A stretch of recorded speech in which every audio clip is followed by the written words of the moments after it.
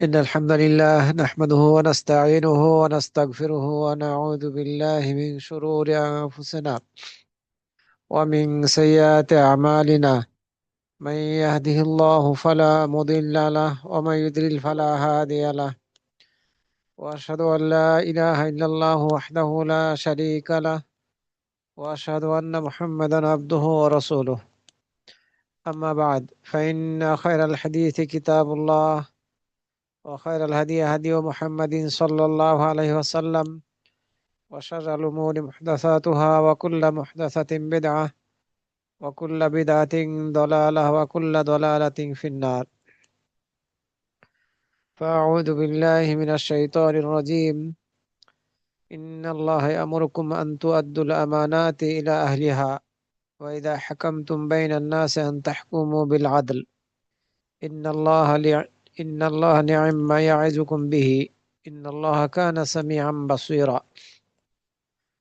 وجاء في حديث عن أبي هريرة رضي الله عنه قال قال رسول الله صلى الله عليه وسلم: إذا ضيعت الأمانة فانتظر الساعة. قال: كيف إذاعتها يا رسول الله؟ قال: إذا أسند الأمر إلى غير أهله فانتظر الساعة. رواه البخاري। সমস্ত প্রশংসা মহান রব্বুল আলামিনের জন্য, যার অশেষ মেহেরবানিতে আমরা প্রত্যেক সপ্তাহের শুক্রবার রাতের বেলা, কোথাও হয়তো বা দিন, কোথাও রাত, এই প্রোগ্রামে অংশগ্রহণ করতে সক্ষম হচ্ছি। আল্লাহ লাখ শুকরিয়া এবং তার কৃতজ্ঞতা প্রকাশ করছি। অতঃপর সালাত ও সালাম পাঠ করছি নবী মুহাম্মদ সাল্লাল্লাহু আলাইহি ওয়াসাল্লাম এবং তার সকল অনুসারীদের প্রতি। আল্লাহুম্মা সাল্লি আলাইহি ওয়া আলাইহিম। সম্মানিত ভাই বোনেরা, ইসলাম ধর্মের অনেক বৈশিষ্ট্য আছে, গুণাবলী আছে। এসব বৈশিষ্ট্য, গুণাবলী বা সিফাত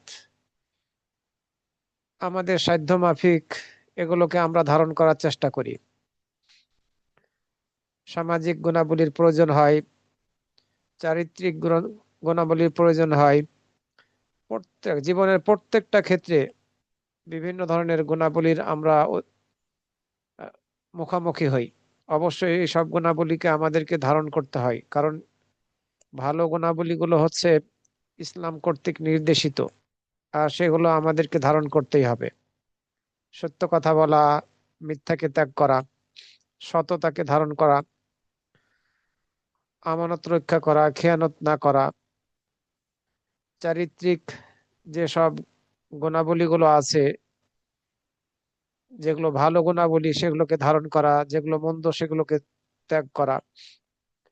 মুখের সাথে অনেক কিছুর সম্পৃক্ততা আছে, অঙ্গ প্রত্যঙ্গের সাথে অনেক কিছুর সম্পৃক্ততা আছে। সেগুলোর মধ্য থেকে যেগুলো ভালো গুণাবলী সেগুলোকে আমাদেরকে ধারণ করতে হবে, আর যেগুলো মন্দ সেগুলোকে ত্যাগ করার সর্বাত্মক চেষ্টা করতে হবে। জবানের সাথে সম্পৃক্ত অনেক বৈশিষ্ট্য আছে, গুণাবলী আছে। সত্য বলতে হবে সদা, মিথ্যা বলতে হবে না। সত্য সাক্ষ্য দিতে হবে, মিথ্যা সাক্ষ্য দেওয়া যাবে না। হক কথা বলতে হবে, না হক কথা বলা যাবে না। হকের দাওয়াত দিতে হবে, না হকের দাওয়াত দেওয়া যাবে না। এভাবে মুখের সাথে সম্পৃক্ত অনেক কিছু আছে। আমরা কথা বললে ভালো কথা বলবো, মন্দ কথা বলবো না। এরপরে গীবত করব না। বিভিন্ন ধরনের মন্দ, এই খারাপ গুণাবলী আছে, এগুলোকে ত্যাগ করে চলবো। তো আমাদের মাঝে যেসব গুণাবলীগুলি অত্যন্ত জরুরি, সেগুলোকে আমাদেরকে ধারণ করতেই হবে। আর এসব গুণাবলীগুলোর মধ্য থেকে একটি অন্যতম গুণাবলী হচ্ছে আমানতদারিতা।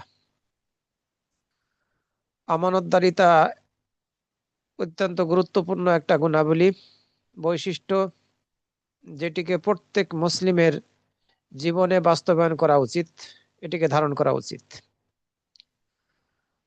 শুরুতেই আমি আমানত শব্দের আবিধানিক অর্থ এবং পারিভাষিক অর্থ আপনাদের সাথে একটু সংক্ষেপে তুলে ধরতে চাচ্ছি। আবিধানিক অর্থে আমানত শব্দটির অর্থ হচ্ছে সততা, নিষ্ঠা, সত্যবাদিতা, আন্তরিকতা, অঙ্গীকারে অটল থাকা, হক পরিপূর্ণ আদায় করা, পরিপূর্ণরূপে হক আদায় করা, নিরাপত্তা। তো এইসব অর্থে আমানত শব্দটা আবিধানিক অর্থে ব্যবহার হয়ে থাকে।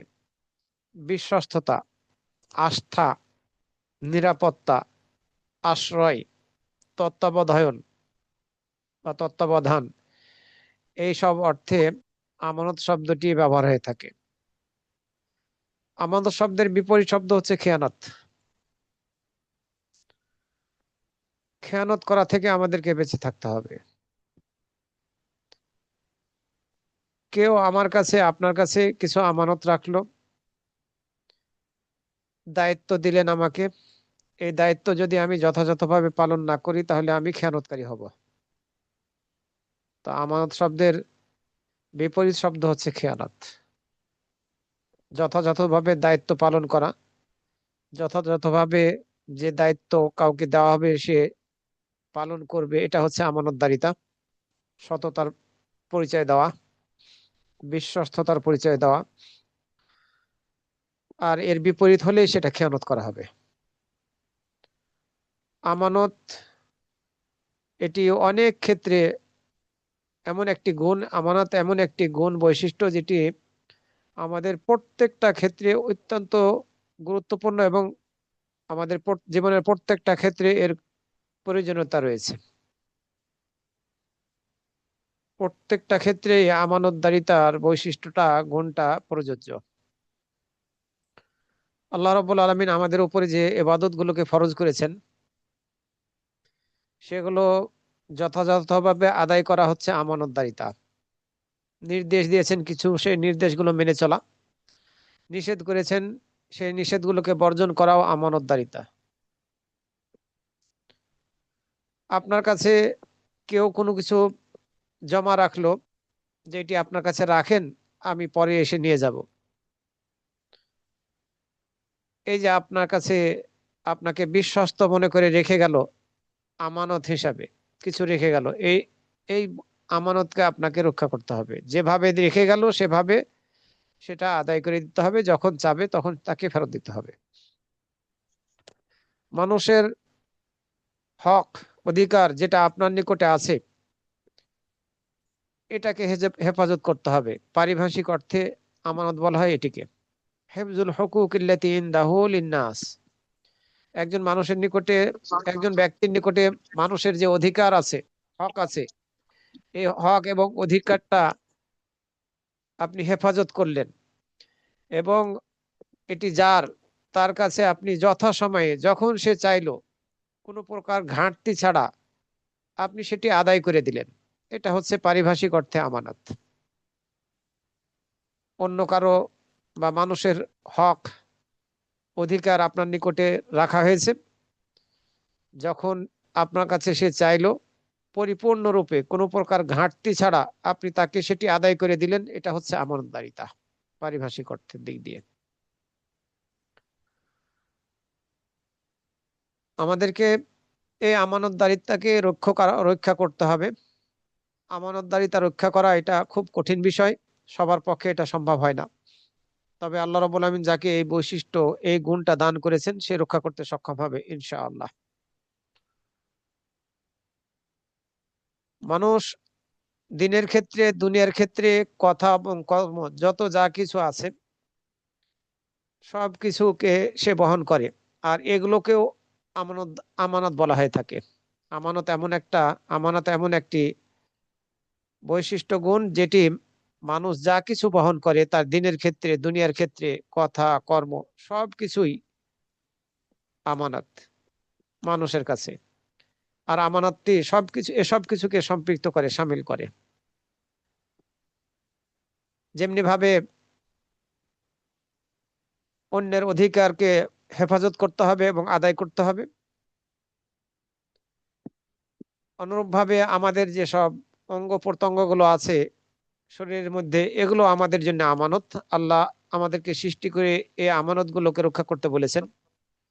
আমাদের অঙ্গ প্রত্যঙ্গ গুলোকে হারাম থেকে হেফাজত করতে হবে এবং এই অঙ্গ প্রত্যঙ্গ গুলোকে যে সব ক্ষেত্রে ব্যবহার করার অনুমতি আল্লাহ দিয়েছেন সেগুলোকে সেভাবে ব্যবহার করতে হবে, তাহলে আমরা আমানত রক্ষাকারী হিসাবে গণ্য হব।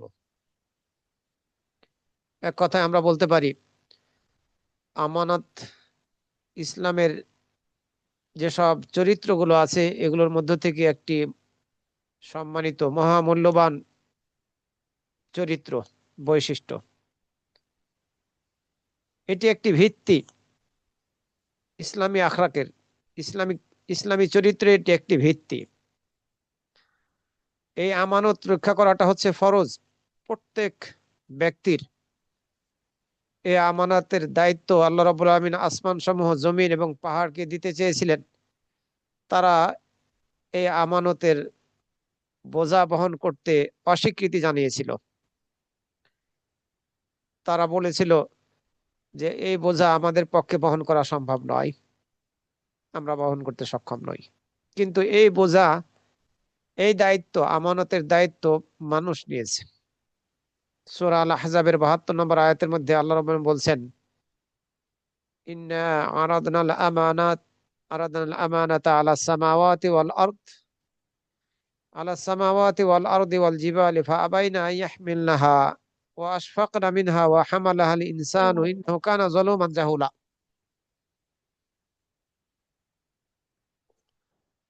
নিশ্চয় আমি আসমান সমূহ, জমিন ও পর্বতমালার প্রতি এই আমানত পেশ করেছি। তাদেরকে আমানত গ্রহণ করার ব্যাপারে আল্লাহ রাব্বুল আমিন তাদের সামনে উপস্থাপন করেছিলেন, এ কথা বললেন। এরপর তারা তা বহন করতে অস্বীকার করেছে এবং এতে ভীত হয়েছে তারা যে না, এই আমানত রক্ষা করতে পারবে না। আর মানুষ তা বহন করেছে। নিশ্চয় সে মানুষ ছিল অতিশয় জালিম, একান্তই অজ্ঞ। আল্লাহ রাব্বুল আমিন চেয়েছেন, এই জন্য মানুষ এই আমানত যে ফরজ, এই ফরজের দায়িত্বটা গ্রহণ করেছে। আল্লাহ রাব্বুল আলামিন আমাদেরকে নির্দেশ দিয়েছেন আমানত রক্ষা করার ব্যাপারে। সূরা আন-নিসার ৫৮ নম্বর আয়াতের মধ্যে আল্লাহ বলছেন, ইন্নাল্লাহা ইয়া'মুরুকুম আন তুআদ্দুল আমানাতি ইলা আহলিহা। নিশ্চয় আল্লাহ তোমাদেরকে আদেশ দিচ্ছেন আমানত সমূহ তার হকদারদের কাছে পৌঁছে দিতে, আমানতের হকদার যারা তাদের কাছে পৌঁছে দিতে। ওয়াইদা হাকামতুম বাইনান নাসি আন তাহকুমু বিল আদল। আর যখন মানুষের মধ্যে ফয়সালা করবে, তোমরা ফয়সালা করবে, তখন ন্যায় ভিত্তিক ফয়সালা করবে। এটিও একটি আমানত। আপনি বিচারক, আমি বিচারক, বিচার প্রার্থীরা এসেছে, তখন ন্যায়ের ভিত্তিতে ফয়সালা করে আমাদেরকে এই আমানত রক্ষা করতে হবে। ইন্নাল্লাহা নি'আম্মা ইয়া'iযুকুম বিহি ইন্নাল্লাহা কানা সামিআম বাসীরা। নিশ্চয় আল্লাহ তোমাদেরকে কতই না সুন্দর উপদেশ দিচ্ছেন। নিশ্চয় আল্লাহ সর্বশ্রোতা, সর্বদ্রষ্টা। সুতরাং আমাদেরকে আল্লাহর এই উপদেশকে গ্রহণ করতে হবে। কখনো আমরা আমানতের খেয়ানত করব না, বরং যারা হকদার তাদের কাছে তাদের আমানত পৌঁছে দিব। যখন মানুষের মাঝে কোনো ব্যাপারে ফয়সালা করব, তখন ন্যায় ভিত্তিক ফয়সালা করব। আমানত একটি বিশেষ গুণ রসুলদের জন্য। নবী এবং রসুলদেরকে আল্লাহ রাব্বুল আমিন এই আমানতদারিতার গুণ দান করেছিলেন। তারা প্রত্যেকেই বলেছিলেন তার কওমকে উদ্দেশ্য করে, ইন্নী লাকুম রাসূলুন আমিন। অবশ্যই আমি তোমাদের জন্য আমানতদার রসুল। সূরা শুআরার ১০৭, ১২৫, ১৬২, ১৪৩, ১৭৮ নম্বর আয়াত। রসুলগণ বলেছেন যে আমরা আমানতদার রসুল। এটি তাদের একটি বিশেষ বৈশিষ্ট্য ছিল। সূরা আল মুমিনুনের এবং সূরা আল মাআরিজের মধ্যে আল্লাহ রাব্বুল আলামিন বলছেন, সূরা আল মুমিনুনের ৮ নম্বর আয়াত আর সূরা আল মাআরিজের ৩২ নম্বর আয়াতের মধ্যে আল্লাহ রাব্বুল আলামিন বলেছেন, ওয়াল্লাযীনা হুম লিআমানাতিহিম ওয়া আহদিহিম রাউন। যারা তাদের আমানতকে এবং অঙ্গীকারকে বাস্তবায়নের ব্যাপারে যত্নবান হয়। আমানত রক্ষার ব্যাপারে এবং অঙ্গীকার বাস্তবায়নের পূর্ণ করার ব্যাপারে যারা যত্নবান হয় তাদের জন্য বিশেষ ফজিলতের কথা বর্ণনা করা হয়েছে, ইনশাআল্লাহ সেটি একটু পরে আরো জানবো। এছাড়া আল্লাহ রাব্বুল আলামিন সূরা আল আনফালের 27 নম্বর আয়াতের মধ্যে বলছেন, ইয়া আইয়ুহাল্লাযীনা আমানু লা তাখুনুল্লাহা ওয়ার রাসূল ওয়া তাখুনু আমানাতিকুম ওয়া আনতুম তা'লামুন। হে মুমিনগণ, তোমরা আল্লাহ ও রাসূলের খেয়ানত করো না। আল্লাহ এবং তার রাসূলের নির্দেশ মেনে চলার ব্যাপারে আর নিষেধগুলোকে বর্জন করার ব্যাপারে তোমরা খেয়ানত করো না, কারণ আল্লাহ নির্দেশ মেনে চলাটা তোমাদের উপর আমানত, রাসূলের নির্দেশ মেনে চলাটা তোমাদের উপরে আমানত। আল্লাহর নিষেধ, আল্লাহ কর্তৃক নিষিদ্ধ বস্তু এবং রাসূল কর্তৃক নিষিদ্ধ বস্তু সেগুলোকে পরিহার করা তোমাদের উপরে আমানত। এই আমানতের খেয়ানত তোমরা করো না। ওয়া তাখুনু আমানাতিকুম, আর খেয়ানত করো না নিজেদের আমানত সমূহের, অথচ তোমরা জানো। জেনে শুনে আমানতের খেয়ানত যাতে আমাদের থেকে না হয় এ ব্যাপারে আমাদেরকে সচেষ্ট থাকতে হবে। আল্লাহর নির্দেশ মেনে চলবো, নিষেধ বর্জন করব, রসুলের নির্দেশ মেনে চলবো, নিষেধকে বর্জন করব।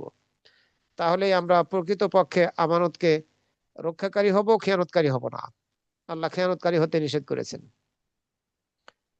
আবু হুরায়রা রাদিয়াল্লাহু আনহু থেকে হাদিসের মধ্যে বর্ণিত হয়েছে, তিনি বলেন, রাসূল সাল্লাল্লাহু আলাইহি সাল্লাম বলেছেন, ইযা দুইয়াতিল আমানা ফান্তাজিরিস সাআ, যখন আমানত নষ্ট করা হবে তখন তুমি কিয়ামতের প্রতীক্ষা করো, কিয়ামতের জন্য অপেক্ষা করো। যখন আমানত নষ্ট করে দেওয়া হবে তখন তুমি কিয়ামতের অপেক্ষা করো। রাসূল সাল্লাল্লাহু আলাইহি ওয়াসাল্লাম কথা বললেন। ক্বালা কাইফা ইদাআতুহা ইয়া রাসূলাল্লাহ, আবু হুরায়রা রাদিয়াল্লাহু আনহু বললেন, এই আমানতকে নষ্ট করা কিভাবে হে আল্লাহর রাসূল, কিভাবে আমানত নষ্ট করা হয়? রাসূল সাল্লাল্লাহু আলাইহি ওয়াসাল্লাম বললেন, ইদা উসনিদাল আমরু ইলা গায়রি আহলিহি ফান্তাজিরিস সাআ, অনুপযুক্ত অযোগ্য লোকদের প্রতি যখন নেতৃত্ব সমর্পণ করা হবে তখন তুমি কিয়ামতের প্রতীক্ষা করো। যখন অনুপযুক্ত অযোগ্য লোকদের নিকটে নেতৃত্ব সমর্পণ করা হবে তখন তুমি কিয়ামতের প্রতীক্ষা করো। এটা হচ্ছে আমানত নষ্ট করা। আমাদের সমাজে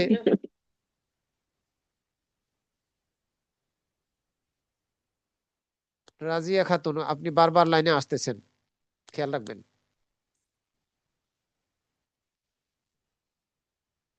তো যখন অযোগ্য লোকদেরকে সমাজের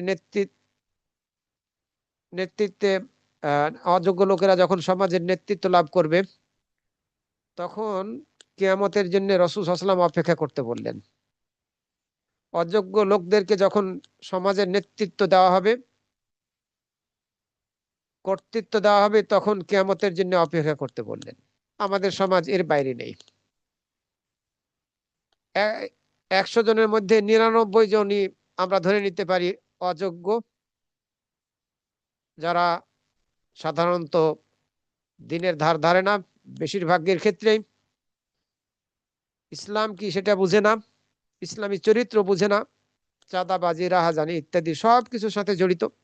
যারা সন্ত্রাসী টাইপের তারাই বর্তমানে ক্ষমতার অধিকারী। আর আমরা মানুষ এক কাপ চায়ের বিনিময়ে তাদেরকে সমর্থন জানাই। দুর্ভাগ্য আমাদের সমাজের। তো যারা আমরা বিক্রি হয়ে যাই, আমাদের নিজেদেরকে যদি আমরা পরিবর্তন না করি তাহলে সমাজের পরিবর্তন ঘটবে না।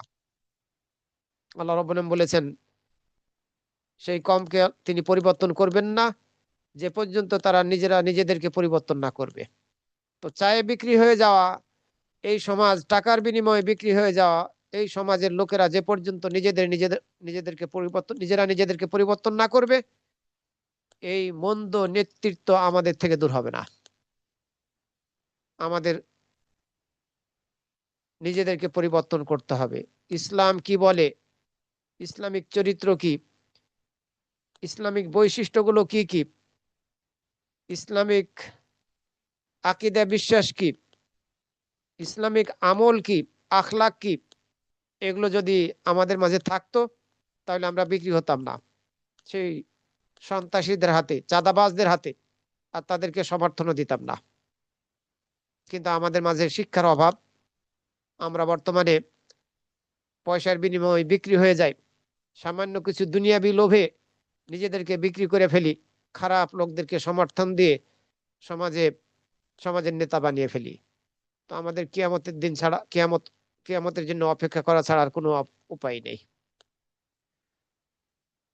এটি বোঝানো হচ্ছে হাদিসের মধ্যে, যখন অযোগ্য, অপদার্থ, খারাপ লোক, অনুপযুক্ত লোকদেরকে নেতৃত্ব দেওয়া হবে, তখন তোমরা কিয়ামতের জন্য প্রতীক্ষা করো। অর্থাৎ আমরা কিয়ামতের এই আলামতের মধ্যে বর্তমানে আছি। এই হাদিস বুখারী শরীফের 6496 নম্বরে বর্ণিত হয়েছে। সম্মানিত ভাই বোনেরা, আমানত একটি ইসলামের বিশেষ গুণ, যার ফজিলত বর্ণিত হয়েছে। আমানতদারিতাকে যদি আমরা ধারণ করতে পারি, সত্যিকার অর্থে আমাদের জীবনে বাস্তবায়ন করতে পারি, তাহলে জান্নাত লাভ করার দ্বারা আমরা সফলতা লাভ করতে সক্ষম হব। জান্নাতুল ফিরদাউস আমরা লাভ করব যদি আমরা সত্যিকার অর্থে আমানতদার হতে পারি। আপনি একজন ব্যক্তিকে সমর্থন দিচ্ছি। একটু বলি, আমাদের সামনে নির্বাচন আসছে। এই নির্বাচনের পদ্ধতিটা ইসলামিক না। বিশেষজ্ঞ সকল আলেম ওলামারা এই ব্যাপারে একমত যে এই নির্বাচনের পদ্ধতি ইসলামিক না। পাশ্চাত্য গণতন্ত্র, এটা ইসলাম সমর্থন করে না। এই গণতন্ত্রে একজন পাগল আর একজন ডক্টরের মধ্যে কোনো পার্থক্য নেই। একজন অবুঝ মানুষ, যে কিছুই বুঝে না, কোলে করে নিয়ে গিয়ে তাকে টিপ দিয়ে দিলে তার মূল্য যতটুকু, একজন ডক্টরের মূল্য, বিবেক সম্পন্ন বিজ্ঞানের মূল্য ততটুকু, কোনো পার্থক্য নেই।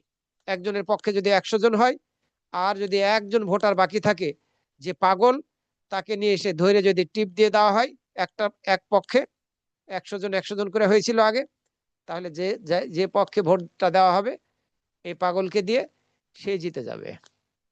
এই গণতন্ত্র ইসলাম সমর্থন করে না। কিন্তু আমাদের উপরে এই গণতন্ত্র এসে পড়েছে, আমরা কি করব? উপায় তো নেই এর থেকে বের হওয়ার। এ ব্যাপারে আলেম ওলামারা মতবিরোধ করেছেন। একদল বলেছেন যে ভোট দেওয়াই যাবে না, যেমন শেখ আলবানী রহমতুল্লাহ আলাইহির মতামত হচ্ছে এটি। শেখ ইবনে বাজ, শেখ হোসাইমিন রহমতুল্লাহ আলাইহিম, ওনারা বলছেন যেহেতু আমরা এর থেকে মুক্ত হতে পারছি না, সুতরাং সমাজের মধ্যে যারা প্রার্থী হচ্ছে, এদের মধ্য থেকে যারা ভালো, যাদেরকে ভালো মনে করব যে এদের দ্বারা ইসলামের ক্ষতি কম হবে, কিছুটা হলেও ইসলামের উপকার আসবে, উপকার করবে, এদেরকে আমরা সমর্থনটা দিতে পারি, যাতে কিয়ামত দিবসে এই আমানতটার ব্যাপারে আমরা খেয়ানতকারী না হই। আমাদেরকে যদি আল্লাহ জিজ্ঞাসা করেন যে তুমি একজন সন্ত্রাসীকে, চাঁদাবাজকে সমর্থন দিয়েছিলে, ওটা থেকে যাতে আমরা কমপক্ষে বাঁচতে পারি। আমরা যদি শেখ ইবনে বাজ আর শেখ ওসাইমিন রহমতুল্লাহ আলাইহিমা ওনাদের ফতোয়া গ্রহণ করি, তাহলে খারাপের মধ্যে যে ভালো, তাকে সমর্থনটা দেওয়া যেতে পারে। এটাও এক ধরনের আমানত। তো আমরা যদি আমাদের আমানতকে রক্ষা করি, আপনারা শুধুমাত্র এই নির্বাচনের সাথে মিলাবেন না। আমি প্রাসঙ্গিক কারণে এই মধ্যেখানে এই কথাটুকু বললাম। তো যারা সত্যিকার অর্থে জীবনের প্রত্যেকটা ক্ষেত্রে আমানতদারিতার পরিচয় দিবে, তারা জান্নাত লাভের দ্বারা সফলতা লাভ করতে সক্ষম হবে। সূরা আল মুমিনুনের মধ্যে আল্লাহ রাব্বুল আলামিন বলছেন, ওয়াল্লাযীনা হুম লিআমানাতিহিম ওয়া আহদিহিম রাউন, আর যারা তাদের আমানতকে এবং তাদের অঙ্গীকারকে রক্ষা করবে, তাদের আমানত এবং অঙ্গীকারের ব্যাপারে যারা যত্নবান হবে, ওয়াল্লাযীনা হুম আলা সালাওয়াতিহিম ইউহাফিজুন, এবং যারা তাদের সালাতগুলোকে হেফাজত করবে, উলাইকা হুমুল ওয়ারিসুন, তারা উত্তরাধিকারী হবে। আল্লাযীনা ইয়ারিসুনাল ফিরদাউসা হুম ফিহা খালিদুন, উত্তরাধিকারী হবে কি? জান্নাতুল ফিরদাউসের, যেখানে তারা স্থায়ীভাবে বসবাস করবে। এখানে এই দুটি আয়াতের মধ্যে তিনটি বৈশিষ্ট্যের কথা বলা হয়েছে। এক, আমানতদারিতা, আর অঙ্গীকার করে অঙ্গীকার পূর্ণ করা তৃতীয়টা সালাতকে হেফাজত করা। এর আগে আরো কয়েকটি গুণাবলীর কথা গিয়েছে, যার শুরুটা ছিল বিনয়ের সাথে, বিনম্রতার সাথে, একাগ্রতার সাথে সালাত আদায় করা, যাকাত ফরজ হয়ে থাকলে যাকাত আদায় করা, মন্দ কর্ম থেকে, কথা থেকে দূরে থাকা, এগুলোর কথা বলা হয়েছে। গুপ্ত অঙ্গকে হেফাজত করার কথা বলা হয়েছে আগের বৈশিষ্ট্যগুলোর ব্যাপারে। আর তাদের ব্যাপারে বলা হয়েছে কদ আফলাহাল মুমিনুন, মুমিনরা সফল কাম হয়েছে। এরপরে ওই বৈশিষ্ট্যগুলো বর্ণনা করা হয়েছে। এরপরে 8 নম্বর আয়াতে আমানতদারিতার কথা বলা হয়েছে। আবার 9 নম্বর আয়াতে আবারও সালাতকে হেফাজত করার কথা বলা হচ্ছে। আর শেষে গিয়ে ফলাফল দেওয়া হচ্ছে, যারা এইসব বৈশিষ্ট্যগুলোর, গুণাবলীগুলোর অধিকারী হবে, তাদের জন্য জান্নাতুল ফেরদাউস, তারা জান্নাতুল ফেরদাউসের অধিকারী হবে। তো আমানতদারিতা এটি অত্যন্ত গুরুত্বপূর্ণ একটি গুণ। এটিকে আমাদেরকে আমাদের জীবনে বাস্তবায়ন করতে হবে প্রত্যেকটা ক্ষেত্রে। উবাদা ইবনে সামিত রাদিয়াল্লাহু আনহু থেকে বর্ণিত হয়েছে হাদিসের মধ্যে, তিনি বলেন রাসূল সাল্লাল্লাহু আলাইহি সাল্লাম বলেছেন, ইদমানু লি সিত্তান মিন আনফুসিকুম আদমান লাকুম জান্নাহ, তোমরা আমার জন্য তোমাদের পক্ষ থেকে 6টি গুণের জিম্মাদার হও, আমি তোমাদের জান্নাতের জিম্মাদারি হব। তোমরা 6টি গুণের অধিকারী হও, আমি তোমাদের জান্নাতের জিম্মাদারি নিব। উসদুকু ইদা হাদ্দাসতুম, যখন কথা বলবে সত্য কথা বলবে, এটি প্রথম গুণ। ওয়াউফু ইদা ওয়াদতুম, তোমরা যখন ওয়াদা করবে ওয়াদা পূর্ণ করবে। ওয়াদ্দু ইদা তুমিনতুম, তোমরা তোমাদের নিকটে যখন আমানত রাখা হবে সে আমানত তোমরা আদায় করে দেবে। ওয়াহফাজু ফুরুজাকুম, এবং তোমরা তোমাদের গুপ্তাঙ্গকে হেফাজত করবে, তোমরা তোমাদের গুপ্তাঙ্গকে হেফাজত করো। অগুদ্দু আবসারাকুম, তোমাদের চোখকে তোমরা নিচু করো। অকুফু আইদিয়াকুম, তোমরা তোমাদের হাতকে সংযত রাখো, অন্যায়ভাবে হাত ব্যবহার করো না। এই 6টি গুণ, এই 6টি গুণের জিম্মাদারি যদি আমরা নিতে পারি, তাহলে রাসূল সাল্লাল্লাহু আলাইহি ওয়াসাল্লাম আমাদের জন্য জান্নাতের জিম্মাদারি নিয়েছেন। সত্য বলতে হবে, সদা সত্য বলতে হবে, ওয়াদা করে থাকলে সেটা পূর্ণ করতে হবে, আমানত আদায় করতে হবে, গুপ্তাঙ্গকে হেফাজত করতে হবে, চোখকে হারাম কিছু দেখা থেকে রক্ষা করতে হবে, আর হাতকে হারাম কোনো কিছুর ক্ষেত্রে ব্যবহার করা থেকে বিরত রাখতে হবে। তাহলে আমরা জান্নাত লাভ করতে পারবো। আমরা যদি আমানতদারিতাকে ধারণ করতে পারি, তাহলে আল্লাহ এবং তার রসুলের ভালোবাসা লাভ করতে সক্ষম হব। আব্দুর রহমান ইবনু আবি কোরাদ থেকে বর্ণিত হয়েছে, নবী সাল্লাল্লাহু আলাইহি সাল্লাম একদিন উযু করছিলেন। তো যখন উযু করছেন তখন তার সঙ্গী সাথীগণ তার উযুর পানিগুলো হাতে ধরে, যেটা পড়ে যাচ্ছে সে পানিগুলো হাতে ধরে তারা তাদের শরীরে মাখাচ্ছে বরকত নেওয়ার জন্য। এটি জায়েজ ছিল। রাসূল সাল্লাল্লাহু আলাইহি সাল্লামের ঘাম, পানির দ্বারা, তার ব্যবহার করা কাপড়ের দ্বারা বরকত নেওয়া, এটি শরীয়ত সম্মত। এখন কিছুই নেই এগুলোর। তো সাহাবীরা রাসূল সাল্লাল্লাহু আলাইহি সাল্লামের উযুর ক্ষেত্রে ব্যবহার করা পানি শরীরে মেখে সেগুলোর দ্বারা বরকত নিচ্ছিলেন। রাসূল সাল্লাল্লাহু আলাইহি রাসূল সাল্লাল্লাহু আলাইহি সাল্লাম তাদেরকে জিজ্ঞাসা করলেন, মা ইয়াহমিলুকুম আলা হাদা, তোমাদেরকে এই কাজ করতে কোন জিনিস উৎসাহিত করছে? তারা উত্তরে বললেন, হুব্বুল্লাহি ওয়া রাসূলুহু, আল্লাহর ভালোবাসা এবং তার রসুলের ভালোবাসা। আমরা আল্লাহকে ভালোবাসি এবং তার রসুলকে ভালোবাসি, এই জন্য আমরা এই কাজ করছি। নবী সাল্লাল্লাহু আলাইহি ওয়াসাল্লাম বললেন, মান সাররাহু আন ইউহিব্বাল্লাহা ওয়া রাসূলাহু আও ইউহিব্বাহুল্লাহু ওয়া রাসূলুহু, যাকে আনন্দিত করে যে আল্লাহকে সে ভালোবাস যাকে আনন্দিত করে আল্লাহকে ভালোবাসা এবং তার রসুলকে ভালোবাসা, যা আল্লাহকে ভালোবাসা এবং তার রসুলকে ভালোবাসা যাকে খুশি করে, অথবা আল্লাহ যা ভালোবাসুক এবং তার রসুল ভালোবাসুক, এটা যাকে খুশি করে, সে যেন যখন কথা বলবে তখন যেন সে সত্য কথা বলে, এবং যখন সে যেন তার নিকটে যদি কোনো আমানত রাখা হয় সে আমানতটা যাতে সে আদায় করে। বলে ইউহসিনা জিওয়ারা মান জাওয়ারাহু, এবং প্রতিবেশীর সাথে সে যেন ভালো আচরণ করে, ভালো ব্যবহার করে। তিনটি বৈশিষ্ট্যের কথা এই হাদিসের মধ্যে বলা হয়েছে।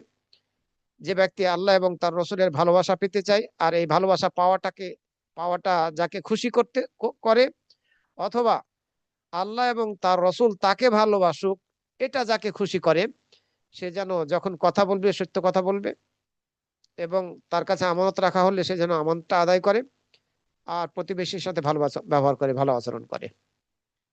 রাসূল সাল্লাল্লাহু আলাইহি ওয়াসাল্লাম এই কথা বললেন। তাহলে আল্লাহ এবং তার রসুলের ভালোবাসা অর্জন করতে পারবো, আবার আল্লাহ এবং তার রসুল আমাদেরকে ভালোবাসবেন। রাসূল সাল্লাল্লাহু আলাইহি সাল্লাম আমানত রক্ষা করাকে একজন মানুষের ঈমানের প্রমাণ হিসেবে চিহ্নিত করেছেন। একজন মানুষের ঈমানের প্রমাণ হচ্ছে আমানত রক্ষা করা, এবং তার ভালো চরিত্রের প্রমাণ হচ্ছে আমানত রক্ষা করা। আনাস ইবনে মালিক রাদিয়াল্লাহু আনহু থেকে বর্ণিত হয়েছে, তিনি বলেন, মা খাতাবানা রাসূলুল্লাহ সাল্লাল্লাহু আলাইহি সাল্লাম ইল্লা ক্বালা, নবী সাল্লাল্লাহু আলাইহি সাল্লাম যখনই খুতবা দিতেন, বক্তব্য দিতেন, আলোচনা করতেন, তখনই বলতেন, লা ঈমান লিমান লা আমানাতাহু, সেই ব্যক্তির ঈমান নেই যার যার মাঝে আমানত নেই। আমানতদারিতার গুণাবলীটা নেই তার মাঝে, সেই ব্যক্তির মাঝে যার মাঝে আমানতদারিতার গুণাবলী নেই, তার মাঝে ঈমান নেই। ওয়ালা দীন লিমান লা আহদা লাহু, এবং অঙ্গীকার করে যে অঙ্গীকার পূর্ণ করে না, সেই ব্যক্তির দিন নেই। লা দীন লিমান লা আহদা লাহু। সহিহুল জামিউস সাগীরের ৭১৭৯ নম্বর হাদিস। সহিহুল জামিউস সাগীরের মধ্যে এটি বর্ণনা করা হয়েছে। মুসনাদে আহমদের মধ্যে ইমাম আহমদ ইবনে হাম্বল রাহিমাহুল্লাহ ১২,৪১০ নম্বরে হাদিসটি বর্ণনা করেছেন। সুতরাং যারা প্রকৃত ঈমানদার তারা আমানতদার হবে। যারা অঙ্গীকার করবে, অঙ্গীকার ভঙ্গ করবে না, করলেই তার আর দিন নাই, দিনের মধ্যে প্রচন্ড রূপে ঘাটতি সৃষ্টি হয়েছে, এটা ধরে নিতে হবে। সম্মানিত ভাই বোনেরা, আমরা যদি 4টি গুণকে আঁকড়ে ধরতে পারি, 4টি গুণকে যদি আমরা ধারণ করতে সক্ষম হই, তাহলে দুনিয়া হারালেও আমরা ক্ষতিগ্রস্ত হব না। দুনিয়া যদি আমরা লাভ না করি, তাহলেও আমরা ক্ষতিগ্রস্ত হব না, যদি 4টি গুণকে আমরা ধারণ করতে পারি। আমি এ মর্মে আপনাদের কে হাদিস পাঠিয়েছি হোয়াটসঅ্যাপ গ্রুপে। আব্দুল্লাহ ইবনে আমর রাদিয়াল্লাহু আনহু থেকে বর্ণিত হয়েছে, রাসূল সাল্লাল্লাহু আলাইহি সাল্লাম বলেছেন, আরবাউন ইযা কুন্না ফিকা ফালা আলাইকা মা ফাতাকা মিনাদ দুনিয়া, হিফযু আমানাতিন ওয়া সিদকু হাদিসিন ওয়া হুসনু খলিকাতিন ওয়া ইফাতুন ফি তুমাতিন। 4টি গুণ যদি তোমার মধ্যে থাকে, তবে দুনিয়া থেকে যা কিছু হাতছাড়া হোক না কেন, দুনিয়া থেকে যা কিছু হাতছাড়া হোক না কেন, কোনো ক্ষতি হবে না, তাতে কোনো ক্ষতি নেই। 4টা গুণ যদি আপনি ধারণ করতে পারেন, 4টি গুণের যদি আপনি অধিকারী হতে পারেন, তাহলে দুনিয়া আপনি লাভ না করলেও আপনার কোনো ক্ষতি হবে না। 1 নম্বরে হচ্ছে আমানত রক্ষা করা, 2 নম্বরে হচ্ছে সত্য কথা বলা, 3 নম্বর হচ্ছে উত্তম চরিত্রের অধিকারী হওয়া, 4 নম্বর হচ্ছে হালাল উপার্জন এবং হালাল ভক্ষণ করা। উপার্জনও করতে হবে হালাল, এবং ভক্ষণও করতে হবে হালাল। এই 4টি গুণকে যদি আমরা ধারণ করতে পারি, তাহলে দুনিয়া যদি আমরা লাভ না করিও আমরা ক্ষতিগ্রস্ত হব না। এ হাদিস মুসনাদে আহমদের ৬,৬৫২ নম্বরে বর্ণিত হয়েছে। এছাড়া ইমাম তাবারানী রহমতুল্লাহ আলাইহি বর্ণনা করেছেন। সহিহুত তারগিব ওয়াত তারহিবের ১৭১৮ এবং ২৯২৯ নম্বরে হাদিসটি উল্লিখিত হয়েছে। নবী সাল্লাল্লাহু আলাইহি সাল্লামের সর্বশেষ ওসিয়ত ছিল, উপদেশ ছিল বিদায় হজ্জের দিন আমানতের ব্যাপারে, আমানত রক্ষা করার ব্যাপারে সর্বশেষ তার উপদেশ ছিল বিদায় হজ্জের দিন। রাসূল সাল্লাল্লাহু আলাইহি ওয়াসাল্লাম বলেছেন, মান কানাত ইনদাহু আমানাতুন, যার নিকটে কোনো আমানত রয়েছে, ফালে ইউআদ্দিহা ইলা মান তামানাহু আলাইহা, এই আমানত যার তার কাছে যেন আদায় করে দেয়। তার নিকটে যে আমানত রেখেছে, এ আমানত যে রেখেছে তার কাছে যাতে সে আদায় করে দেয়। এরপরে রাসূল সাল্লাল্লাহু আলাইহি ওয়াসাল্লাম তার দুই হাতকে প্রসারিত করে বললেন, তোমরা শুনো, আমি কি পৌঁছাতে পেরেছি? আমার দায়িত্ব, আমার উপরে যে দায়িত্ব ছিল এটি কি আমি পৌঁছাতে পেরেছি? তিনবার বললেন এ কথা রাসূল সাল্লাল্লাহু আলাইহি ওয়াসাল্লাম। এরপরে বললেন, যারা উপস্থিত আছে, যারা তারা যেন যারা উপস্থিত নেই তাদের কাছে এটি পৌঁছে দেয়। এ কথা রাসূল সাল্লাল্লাহু আলাইহি ওয়াসাল্লাম নির্দেশ দিলেন। এরপরে বললেন যে কিছু শ্রবণকারী আছে, এই শ্রবণকারীদের চেয়ে এই শ্রবণকারী অন্যদের কাছে যে পৌঁছে দিবে সে বেশি হেফজকারী, সংরক্ষণকারী হবে। রাসূল সাল্লাল্লাহু আলাইহি ওয়াসাল্লাম যে কথা বললেন সেটি। সম্মানিত ভাই বোনেরা,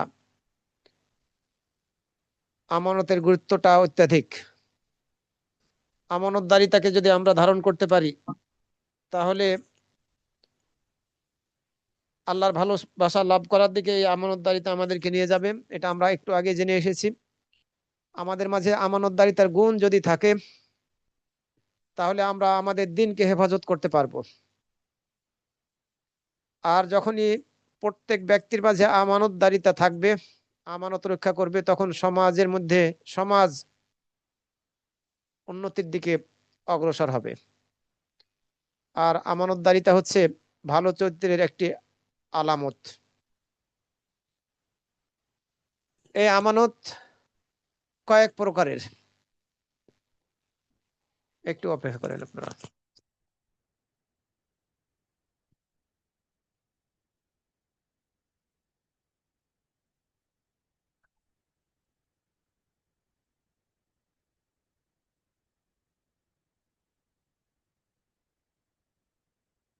এক নম্বরের আমানত, আমানত কয়েক প্রকারের। এক নম্বরের আমানত হচ্ছে আল আমানাতু ফিল ইবাদাহ, ইবাদতের ক্ষেত্রে আমানত রক্ষা করা। প্রত্যেক মুসলিম সালাতকে হেফাজত করবে, এগুলো আমানত আল্লাহ রাব্বুল পক্ষ থেকে। সিয়াম, যাকাত, সিয়াম দেবে, আদায় করবে, পালন করবে, যাকাত আদায় করবে, পিতা মাতার সাথে সদাচরণ সদ্ব্যবহার করবে, সবগুলো ফরজ ইবাদত। এগুলোকে যথাযথভাবে পালন করা, এগুলো আমানতের অন্তর্ভুক্ত। এই আমানত রক্ষা করতে হবে আমাদেরকে। অর্থাৎ এক কথায় ইবাদতের ক্ষেত্রে আমানত রক্ষা করা। আব্দুল্লাহ ইবনে আমর রাদিয়াল্লাহু আনহু থেকে বর্ণিত হয়েছে, নবী সাল্লাল্লাহু আলাইহি ওয়াসাল্লাম একদিন সালাতের আলোচনা করলেন, নামাজের আলোচনা করলেন। বললেন, মান হাফাজা আলাইহা, যে এই নামাজকে হেফাজত করবে তার জন্য এই নামাজ সালাত নূর হয়ে যাবে, দলিল হয়ে যাবে, প্রমাণ, এবং কিয়ামত দিবসে নাজাতের কারণ হবে। আর যে ব্যক্তি এই সালাতকে হেফাজত করবে না তার জন্য এই সালাত নূর হবে না, জ্যোতি স্বরূপ হবে না, এবং দলিল হবে না, আর কিয়ামত দিবসে নাজাতের উপায় হবে না। বরং যে ব্যক্তি বেনামাজি অবস্থায় মৃত্যুবরণ করবে, কিয়ামত দিবসে কারুন, ফেরাউন, হামান, উবাই ইবনে খালাফ, এসব কাফিরদের বড় বড় এবং মুনাফিকদের লিডারদের সাথে তার হাসর নাসর হবে। মুসনাদে আহমদের 6576 নম্বর হাদিস, দারিমি 2721 নম্বর হাদিস। ওমর ইবনুল খাত্তাব রাদিয়াল্লাহু আনহু বলছেন, মান হাফিজাহা ওয়া হাফাজা আলাইহা হাফিজা দীনহু, যে ব্যক্তি এই সালাতকে হেফাজত করবে, যেভাবে রাসূল সাল্লাল্লাহু আলাইহি ওয়াসাল্লাম সালাত আদায় করতে বলেছেন সেভাবে সালাত আদায় করবে, সে তার দিনকে হেফাজত করলো। আর যে ব্যক্তি এই সালাতকে নষ্ট করবে, সে এই সালাত ছাড়া আর যত যা কিছু আছে দিনের সব কিছুকে নষ্টকারী হলো, নষ্ট নষ্ট করলো। সুতরাং আমাদেরকে আমাদের এই সালাতের আমানতকে হেফাজত করতে হবে। আমরা যদি এই আমানতকে নষ্ট করি তাহলে আমরা সালাত ছাড়া অন্য যত ইবাদত আছে সেগুলোর ক্ষেত্রেও আমরা আমানতকে রক্ষাকারী হব না, বরং নষ্টকারী হব। দ্বিতীয় প্রকারের আমানত হচ্ছে অঙ্গ প্রত্যঙ্গের আমানত। আল আমানাতু ফি হিফজিল জাওয়ারি, আমাদের অঙ্গ প্রত্যঙ্গগুলোকে আল্লাহ রাব্বুল আমিন আমাদের নিকটে আমানত রেখেছেন এই দুনিয়ার জীবনে। এই অঙ্গ প্রত্যঙ্গগুলোকে আমানত হিসাবে গ্রহণ করে এগুলোকে হেফাজত করতে হবে। আল্লাহ আমাদের উপরে যা কিছুকে ফরজ করেছেন এই অঙ্গ প্রত্যঙ্গের দ্বারা সেগুলোকে হেফাজত করতে হবে। এই অঙ্গ প্রত্যঙ্গকে এমন কোনো কিছুর ক্ষেত্রে ব্যবহার করা যাবে না যে কারণে আল্লাহ রাব্বুল আলামিন রাগান্বিত হবেন, অসন্তুষ্ট হবেন। চোখ আমাদের জন্য আমানত। এই চোখকে হেফাজত করাটা আমাদের উপরে ফরজ। হারাম থেকে এই চোখকে হেফাজত করতে হবে। কান আমাদের আমানত। এই কানের আমানতকে হেফাজত করা আমাদের উপরে ফরজ। হারাম শোনা থেকে এই কানকে হেফাজত করতে হবে। হাত আমাদের জন্য আমানত। হাত দ্বারা হারাম কোনো কিছুকে ধরা যাবে না। পা আমাদের আমানত। এই পা দ্বারা হারাম কোনো কিছুর দিকে ধাপিত হওয়া যাবে না। এই প্রত্যেকটা অঙ্গ প্রত্যঙ্গ এভাবে আমাদের জন্য আমানত। এই আমানত গুলো আমাদেরকে রক্ষা করতে হবে। নবী সাল্লাল্লাহু আলাইহি ওয়াসাল্লাম বলেছেন, আল আইনু তাজনি, চোখ জেনা করে, অন্তর জেনা করে। চোখের জেনা হচ্ছে দৃষ্টি দেওয়া, অন্তরের জেনা হচ্ছে কামনা করা।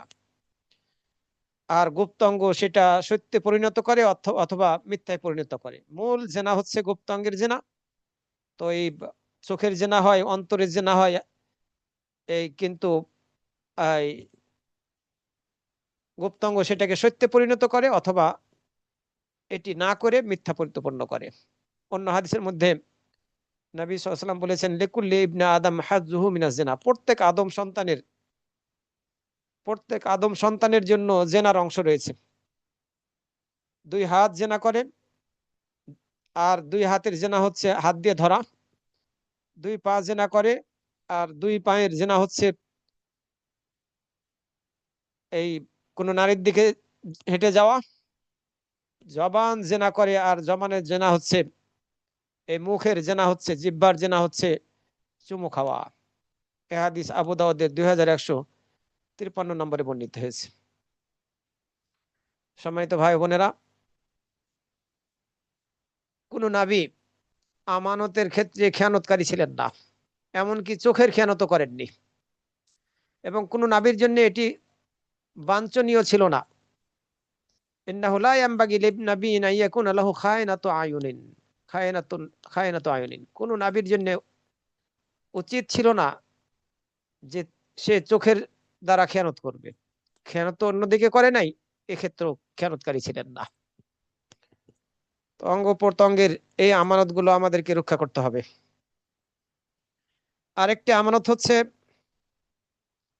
যখন আপনার নিকটে আমার নিকটে কেউ কিছু হেফাজতের জন্য রেখে যাবে, এই আমানতকে রক্ষা করা। আবু হুরায়রা রাদিয়াল্লাহু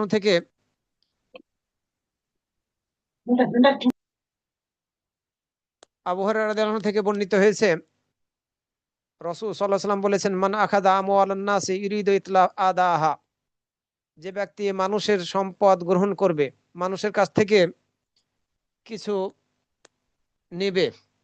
ধার নেওয়াটাও একটা আমানত।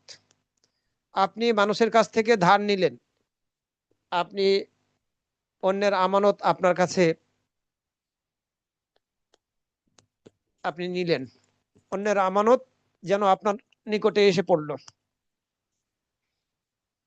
এই আমানত যথাসময়ে আপনাকে আদায় করতে হবে।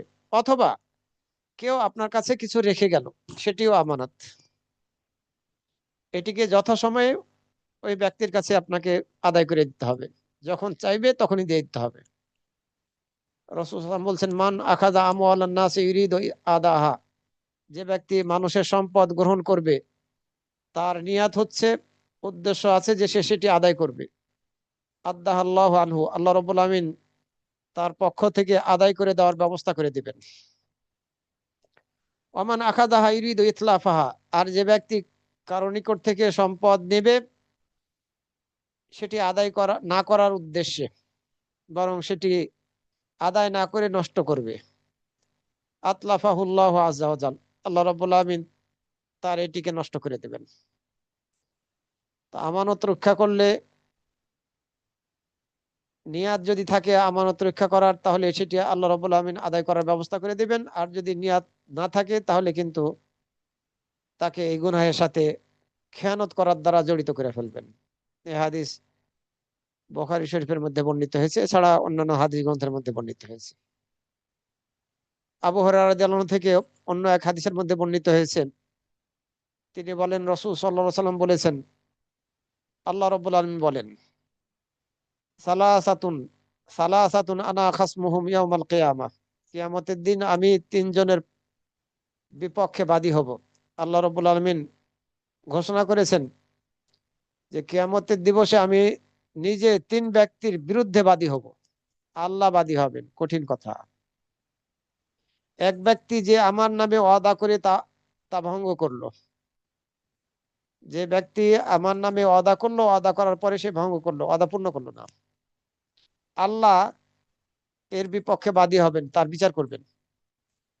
আরেক ব্যক্তি যে কোনো স্বাধীন আজাদ মানুষকে বিক্রি করে দিল, বিক্রি করে এই মূল্য সে ভোগ করলো। একজন স্বাধীন ব্যক্তি যে দাস দাসী নয়, তাকে বিক্রি করে দিল। আমাদের সমাজের মধ্যে এটা আছে।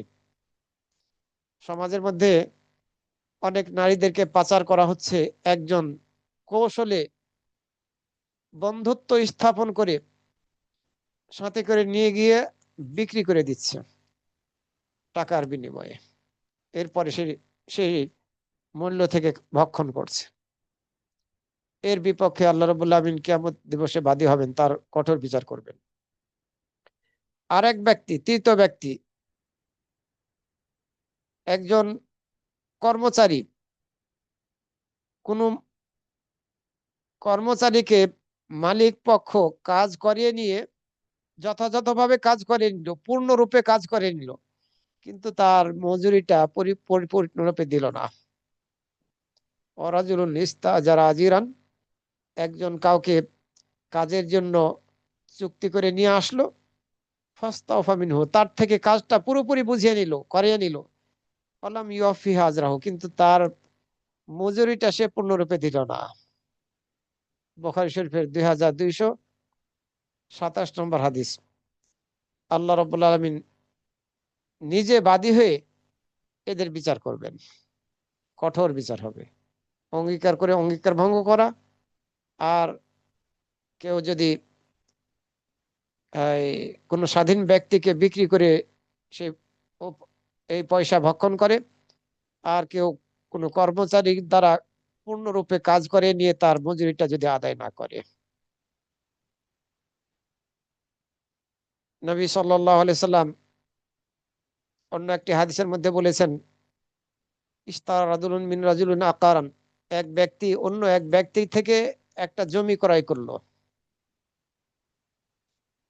তো জমি ক্রয় করার পরে যে ব্যক্তি ক্রয় করলো, এই ব্যক্তি এই জমির মধ্যে একটা কলস পেল, যে কলসের মধ্যে স্বর্ণ ছিল। একটা পাত্র পেল, এই পাত্রের মধ্যে স্বর্ণ ছিল। তখন এই ব্যক্তি বিক্রেতাকে উদ্দেশ্য করে বলল, যার কাছ থেকে ক্রয় করেছিল, যে তুমি তোমার এই স্বর্ণ নিয়ে যাও, আমার থেকে তোমার স্বর্ণ নিয়ে যাও, কারণ আমি জমি ক্রয় করিনি, আমি স্বর্ণ ক্রয় করেছি। এটা একটা আমানতদারিতার দৃষ্টান্ত। সে বলছে, এই ব্যক্তি সততা, তার সততাটা কত উঁচু মানের। বলছে যে আমি এই স্বর্ণের মালিক নই, আমি জমি কিনেছি, আমি এই স্বর্ণ ক্রয় করি নাই।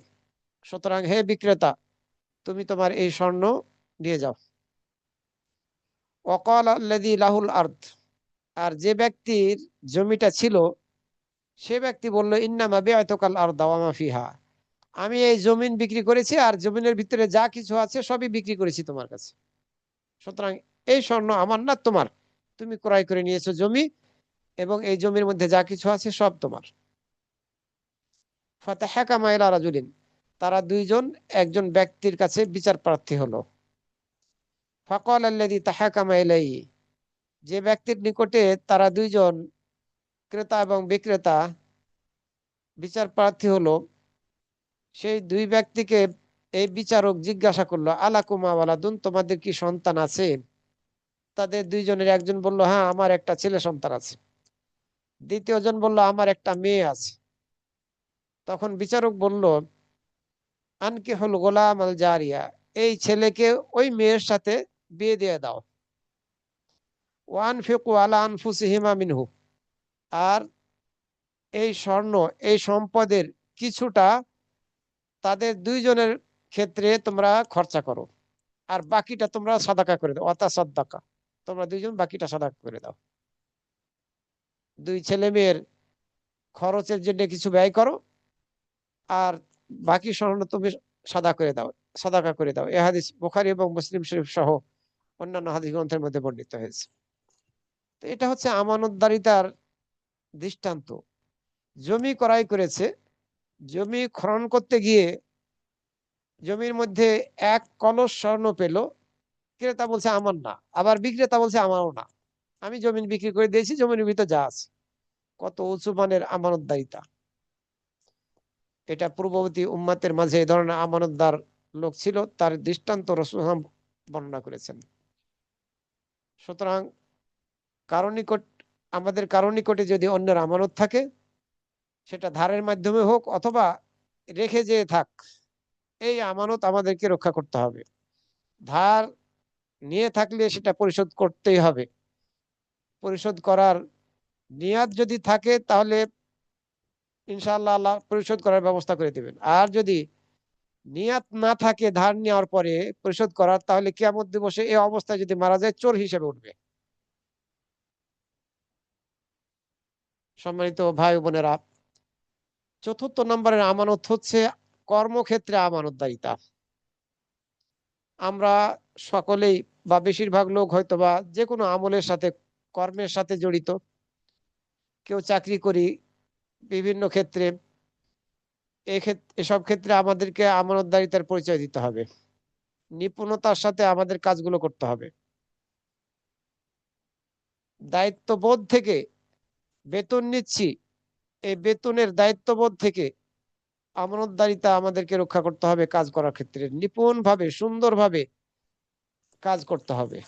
ছাত্র হিসাবে ছাত্রের উপরে যেটা অপরিহার্য, সেই দায়িত্ব পালন করতে হবে।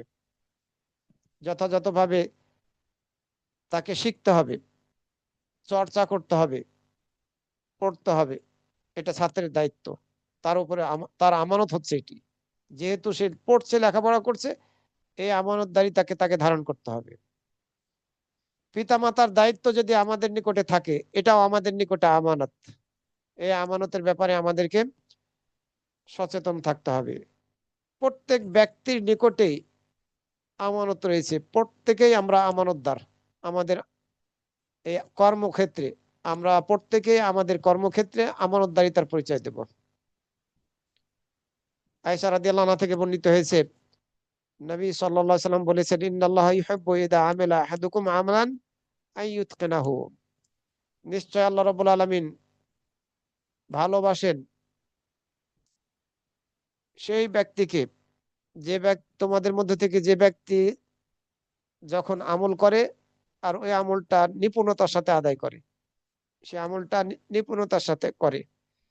তোমাদের মধ্যে থেকে যে ব্যক্তি কোনো কাজ করে, এই কাজটা সে নিপুণতার সাথে করে থাকে, এই ব্যক্তিকে আল্লাহ রাব্বুল আলামিন ভালোবাসেন, যদি করে সঠিকভাবে আমলটা, কর্মটা, কাজটা। আরো এক প্রকারের আমানত হচ্ছে ক্রয় বিক্রয়ের ক্ষেত্রে আমানতদারিতা। আমরা ক্রয় বিক্রয়ের ক্ষেত্রে গাদ্দারি করব না, প্রতারণার আশ্রয় নিব না, খেয়ানত করব না। যদি আমরা প্রতারণা করি, গাদ্দারি করি, খেয়ানত করি, তাহলে আমরা ক্রয় বিক্রয়ের ক্ষেত্রে আমানতদার হলাম না। চিট যদি করি, আমানতদার হলাম না। নবী সাল্লাল্লাহু আলাইহি সাল্লাম এক ব্যক্তির নিকট দিয়ে যাচ্ছিলেন। এই ব্যক্তি খাবার বিক্রি করছিল। ফাআজাবাহু, এই খাবার দেখে রাসূল সাল্লাল্লাহু আলাইহি সাল্লাম আশ্চর্যান্বিত হলেন। ফাআদখালা ইয়াদাহু ফিহি, নবী সাল্লাল্লাহু আলাইহি সাল্লাম তার হাতটা এই খাবারের মধ্যে প্রবেশ করালেন, ঢুকে ফেললেন।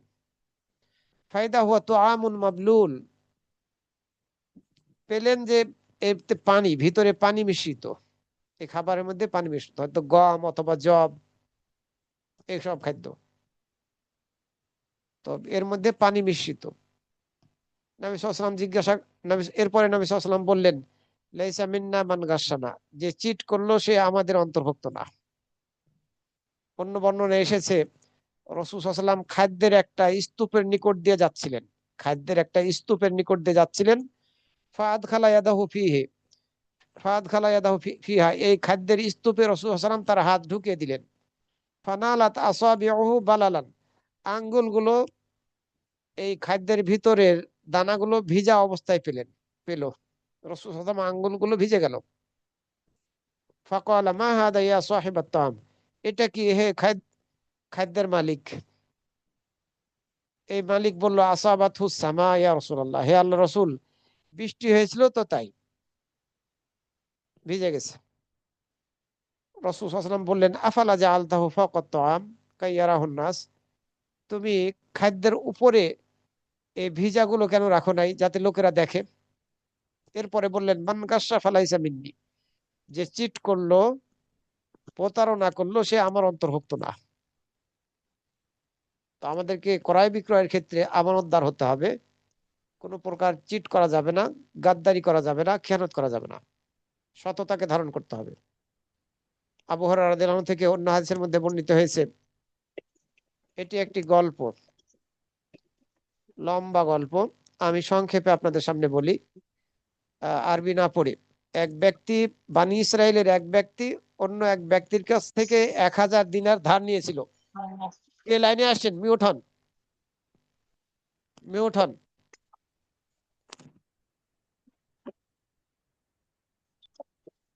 কামরুন নাহার, আপনি মিউট হন। এক ব্যক্তি বানু ইসরায়েলের অন্য এক ব্যক্তি থেকে 1000 দিনার ধার নিয়েছিল। তো এই ব্যক্তি যখন ধার চাইলো ওই ব্যক্তির কাছে, তখন সে বলল সাক্ষী রাখতে হবে। ফকাল ইতিনি বিশ্বহাদা, তুমি সাক্ষী নিয়ে আসো, তাদেরকে আমি সাক্ষী রাখবো, এরপরে তোমাকে 1000 দিনার দেবো। ওই ব্যক্তি বলল, আল্লাহ আমার সাক্ষী, তিনি আমার জন্য যথেষ্ট। একজন বলল যে তাহলে একজন জিম্মাদার নিয়ে আসো। আল্লাহ আমার জন্য জিম্মাদার, তিনি আমার জন্য যথেষ্ট, আল্লাহ যথেষ্ট।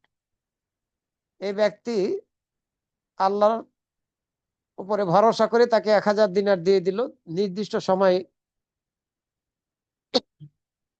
নির্দিষ্ট সময় পর্যন্ত।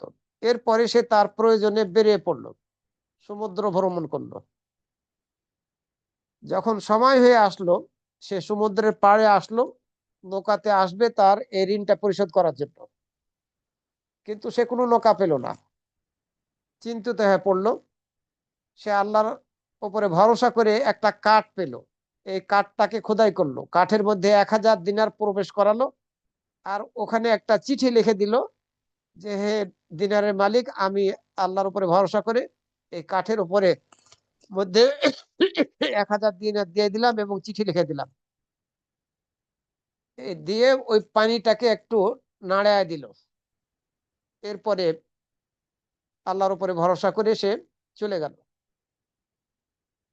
এই কাঠ, যে কাঠের মধ্যে 1000 দিনার ঢুকিয়ে দিয়েছে, চিঠি লিখে দিয়েছে, এটি আল্লাহ রাব্বুল আলামিন সেই ব্যক্তির নিকটে পৌঁছে দিয়েছেন যে ব্যক্তি ঋণ দিয়েছিল। ওই ব্যক্তি অপেক্ষা করছে যে কখন জাহাজ আসবে, নৌকা আসবে, ঋণটা আমি তার কাছ থেকে বুঝিয়ে নেব, কিন্তু কোনো পাচ্ছে না, আসছে না। এই অবস্থায় সে একটা কাঠ দেখলো সমুদ্রের ধারে, এই কাঠটা উঠিয়ে নিয়ে বাসায় নিয়ে গেল, বাসায় উঠিয়ে নিয়ে গেল। তারপরে ওইটা যখন ফাড়লো, এর ভিতরে ওই 1000 দিনার আর চিঠি পেল। সুবহানাল্লাহ, কল্পনা করা যায় না। তো এ ধরনের আমানতদার প্রকৃত মুসলিম মুমিন হয়তো বা আমরা হতে পারি নাই। যদি হতে পারতাম তাহলে আল্লাহর পক্ষ থেকে এভাবেই আমরা সাহায্য প্রাপ্ত হতাম। এরপরে ওই ব্যক্তি যখন নৌকা পেল, নৌকা দিয়ে এসে ওই ব্যক্তির সাথে দেখা করলো। দেখা করে ঘটনা বর্ণনা করার পরে সেই ব্যক্তি বলল, হ্যাঁ আমি আমার 1000 দিনার পেয়েছি, তোমার চিঠিও পেয়েছি। তো বা এই ঘটনা বর্ণিত হয়েছে বুখারী শরীফের মধ্যে, এছাড়া অন্যান্য হাদিস গ্রন্থের মধ্যে সহিহ সূত্রে বর্ণিত হয়েছে। যদি আমরা সত্যিকারের আমানতদারি হতে পারি, আমানতদার নিজেদেরকে বানাতে চাই আর হই, তাহলে এভাবেই আল্লাহ রাব্বুল পক্ষ থেকে সাহায্য প্রাপ্ত হব। তবে আমি আপনি মনে করছি যে আমরা আমানতদার, কিন্তু অন্যদের ক্ষেত্রে হাজারো ত্রুটিটা আছে। এই ক্যাটাগরির ত্রুটিযুক্ত আমানতদার হলে তো সে আমানতদারিতা আছে আলহামদুলিল্লাহ ভালো, কিন্তু অন্যান্য ত্রুটির কারণে হয়তো বা যেভাবে বনী ইসরাইলের দুই ব্যক্তি আল্লাহর পক্ষ থেকে সাহায্য প্রাপ্ত হলেন, এভাবে হয়তো বা আমরা সাহায্য প্রাপ্ত নাও হতে পারি। তাদের মাঝে প্রকৃতপক্ষে দিন ছিল, তারা হয়তো বা এমন চরিত্রের অধিকারী ছিলেন যে আল্লাহর কখনো নাফরমানি করেননি, আল্লাহ তাদের ডাকে সাড়া দিয়েছিলেন। সম্মানিত ভাই বোনেরা, তো এই ক্রয় বিক্রয়ের ক্ষেত্রে আমাদেরকে আমানতদার হতে হবে। আবার আমাদেরকে আরো এক প্রকার হচ্ছে, আমরা দায়িত্বশীল হিসাবে আমরা আমানতদার। আমাদেরকে যে দায়িত্ব দেওয়া হয়েছে, আমরা প্রত্যেকেই দায়িত্বশীল, আমরা এক্ষেত্রে আমানতদার। আমাদেরকে আমাদের দায়িত্ব সম্পর্কে জিজ্ঞাসিত হতে হবে। রাসূল সাল্লাল্লাহু আলাইহি ওয়াসাল্লাম হাদিসের মধ্যে বলেছেন, কুল্লুকুম রাইন ওয়া কুল্লুকুম মাসউলুন আন রাইয়াতিহি। তোমরা প্রত্যেকেই দায়িত্বশীল, কাজেই প্রত্যেককে নিজ অধীনস্থদের বিষয়ে জিজ্ঞাসার সম্মুখীন হতে হবে। আমরা প্রত্যেকেই দায়িত্বশীল, আমাদের অধীনস্থ অনেকেই আছেন।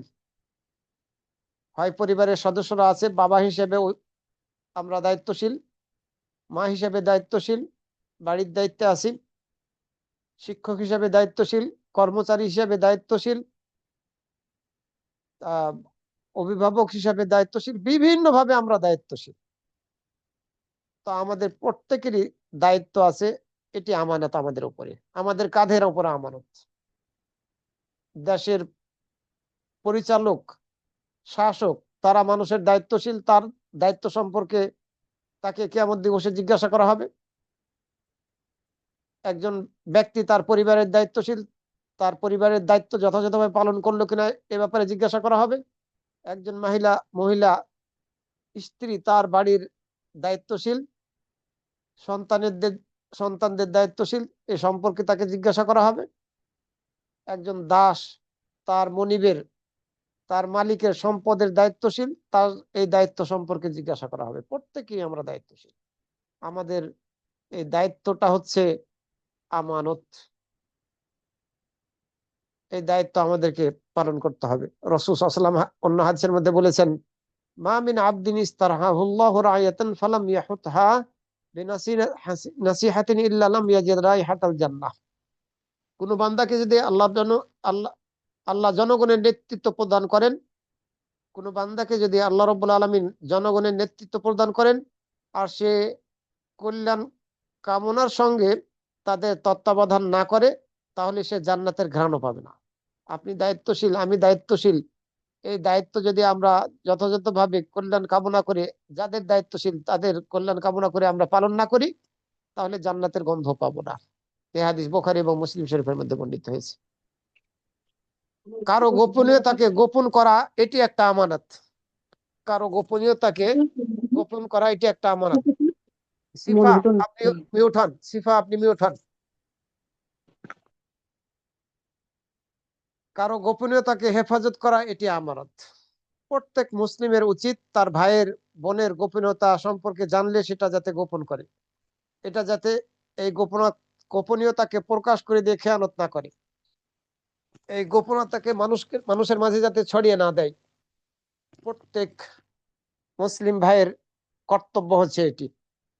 কারো গোপনীয়তা সম্পর্কে জানলে সেই গোপনীয়তাকে গোপন রাখবে।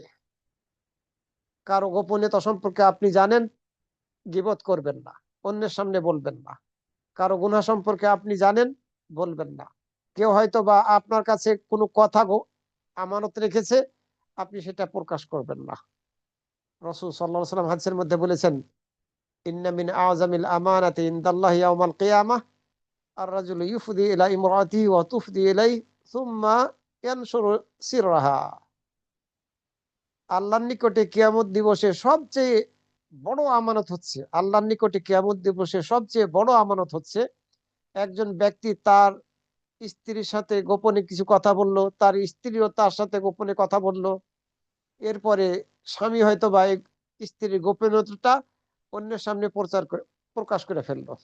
সবচেয়ে আমানতের বড় খেয়ানত হচ্ছে কিয়ামত দিবসে এটি। এই আমানতকে আমাদেরকে রক্ষা করতে হবে। স্বামী স্ত্রীর উভয়ের মাঝের পারস্পরিক গোপনীয়তাকে অন্যদের সামনে প্রকাশ করা যাবে না, এটি সবচেয়ে কিয়ামত দিবসে বড় আমানত। এই আমানতকে যদি আমরা রক্ষা করতে পারি, এর বিনিময়ে আল্লাহ দান করবেন। এই হাদিস মুসলিম শরীফ সহ অন্যান্য হাদিস গ্রন্থের মধ্যে বর্ণিত হয়েছে। কথার ক্ষেত্রে আমানত রক্ষা করতে হবে আমাদেরকে।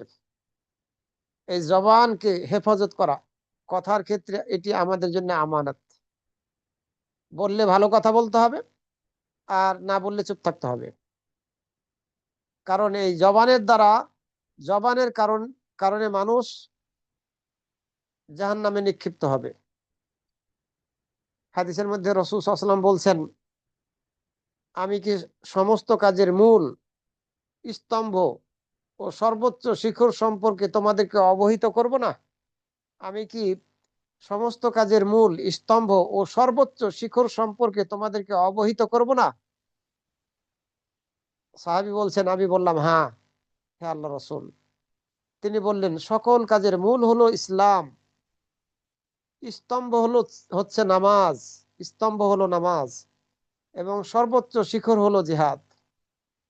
তিনি আরো বললেন, আমি কি এসব কিছুর সার সম্পর্কে তোমাদেরকে বলবো না? এসব কিছুর সার, মাথা সম্পর্কে, মূল সম্পর্কে তোমাদেরকে বলবো না?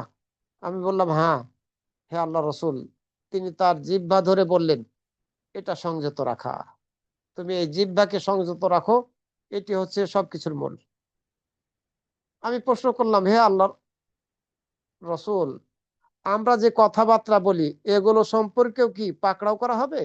এগুলোর ব্যাপারে কি জবাবদাহি আমাদেরকে করতে হবে? জবাবদাহিতার সম্মুখীন আমাদেরকে হতে হবে? তিনি বললেন, হে মুআজ, মুআজ রাদিয়াল্লাহু আনহুকে উদ্দেশ্য করে, তোমার মা তোমাকে হারিয়ে ফেলুক, মানুষকে শুধুমাত্র জিহ্বার উপার্জনের কারণেই তার নাকের ভরে, মুখের ভরে জাহান্নামে নিক্ষেপ করা হবে। মুখের ভরে অথবা উবুড় করে, অথবা নাকের ভরে উবুড় করে, এই জবানের কারণে নিক্ষেপ করা হবে। হাদিস ইবনে মাজাহ, তিরমিজি এবং মুসনাদ আহমদের মধ্যে বর্ণিত হয়েছে, সহিহ হাদিস। সুতরাং আমাদের এই জবানকে জাহান্নাম থেকে বাঁচতে হলে সংযত রাখতে হবে, কন্ট্রোল করতে হবে। জবানের দ্বারা বহু ধরনের গুনাহ হয়ে থাকে, এসব গুনাহ থেকে বেঁচে থাকতে হবে। হারামের ক্ষেত্রে জবানকে, মুখকে ব্যবহার করা যাবে না। জাবের বিন আব্দুল্লাহ রাদিয়াল্লাহু আনহু থেকে বর্ণিত হয়েছে অন্য হাদিসের মধ্যে, নবী সাল্লাল্লাহু আলাইহি ওয়াসাল্লাম বলেছেন, ইদা হাদ্দাসা আর-রাজুলু আর-রাজুলা বিল হাদিস, যখন কোনো ব্যক্তি অন্য কোনো ব্যক্তির সাথে কথা বলবে, সুম্মাল তাফাতা, এই কথা বলার সময় সে তার দিকে তাকাবে, একজন আরেকজনের সাথে কথা বলছে আর তার চোখের দিকে তাকাবে, ফাহিয়া আমানা, এই কথাটা আমানত রাখলো, এটা বোঝালো। কথা বলছে, কথা বলতে বলতে তার চোখের দিকে তাকাচ্ছে, এর অর্থ হচ্ছে যে আমি যে কথাটা বললাম এটা আমানত, এই আমানত তুমি হেফাজত করো। সম্মানিত ভাই বোনেরা, আমানতদারিতাকে আমাদেরকে ধারণ করতে হবে আমাদের জীবনের প্রত্যেকটা ক্ষেত্রে। এই আমানতদারিতাকে ধারণ করাটা হচ্ছে একজন মুসলিমের ইমানের পরিচায়ক, সত্যিকারের ইমানদার এটার পরিচায়ক, সুন্দর চরিত্রের অধিকারী এটার পরিচায়ক, এটার প্রমাণ হচ্ছে আমানতদারিতা। এই আমানতদারিতা আমাদের দিনের ক্ষেত্রে থাকতে হবে, অন্যের আল্লাহর হকের ক্ষেত্রে, আল্লাহর হক আদায় করার ক্ষেত্রে থাকতে হবে, অর্থাৎ আল্লাহর নির্দেশ মেনে চলা, নিষেধগুলোকে বর্জন করা। আবার মানুষের হকের ক্ষেত্রেও থাকতে হবে। প্রত্যেকটা ক্ষেত্রে যাতে আমরা আমানতদারিতাকে ধারণ করতে পারি, আল্লাহ রাব্বুল আলামিন আমাদের সবাইকে যাতে এই তৌফিক দান করেন। অন্যের মান ইজ্জতকে হেফাজত করতে হবে, এটিও আমানত। অন্যের সম্পদকে হেফাজত করতে হবে, এটিও আমানত। কাউকে আমরা বেইজ্জত করে ফেললাম আমাদের কথার দ্বারা, এরকম যাতে আমরা না করি, এটা খেয়ানত।